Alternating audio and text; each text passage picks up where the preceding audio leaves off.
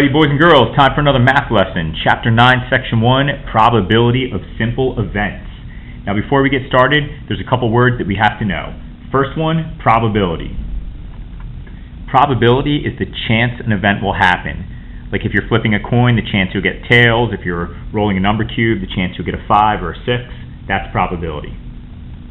A simple event is one outcome or a collection of outcomes. An example of a simple event is flipping a coin, rolling a number cube.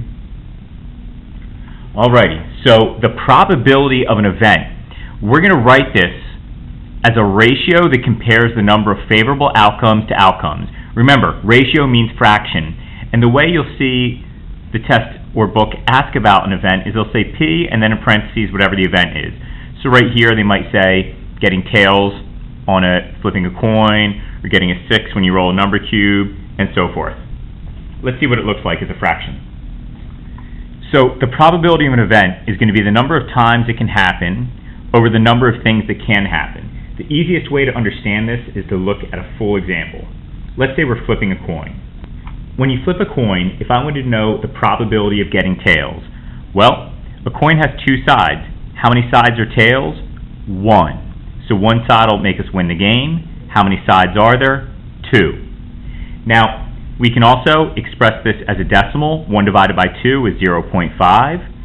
Or we can express this as a percent. 0.5 times 100 is 50%. Next, let's suppose we are working with a number cube. You probably know it as a die. Looks like that when you're playing a board game, something like that. Let's say we wanted to get the probability of rolling a number 4. Well, how many 4s are on the number cube? 1. There's just one side that has a 4.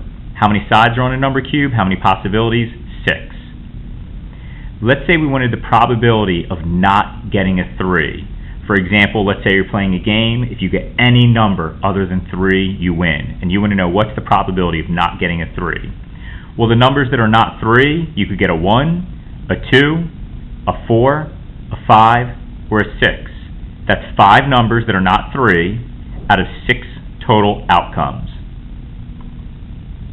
Let's take a look at another problem. If you have the following letters, let's say you have cubes or blocks that have letters printed on them. You have an A, B, a C, and an E. What's the probability of getting an A? Well, we have 2 A's, so we're going to put a 2 there, and we have 1, 2, 3, 4, 5 blocks. So 2/5. Probability of not getting B. Well, there's 1, 2, 3, 4. 4 of these that are not B out of 5 total. There we go. Next, let's take a look at complementary events. So complementary events are 2 events where either one or the other must happen. So, for example, let's say you flip a coin. You're either going to get heads or tails. 100% of the time, you're going to get heads or tails. Let's say you go outside. 100% of the time, it's either raining or it's not, period. You see some animal, outside. You look at it, it's either alive or it's dead, one or the other. So what makes complementary events so interesting is that you have a 100% chance that one or the other is going to happen. So if you know the probability for one, you can figure out the probability for the other very easily. Let's take a look. If the news says there's a 40% chance of rain, well, the complement to that is not raining, and the probability of not raining we figure out as follows. The probability of not raining would be 60%.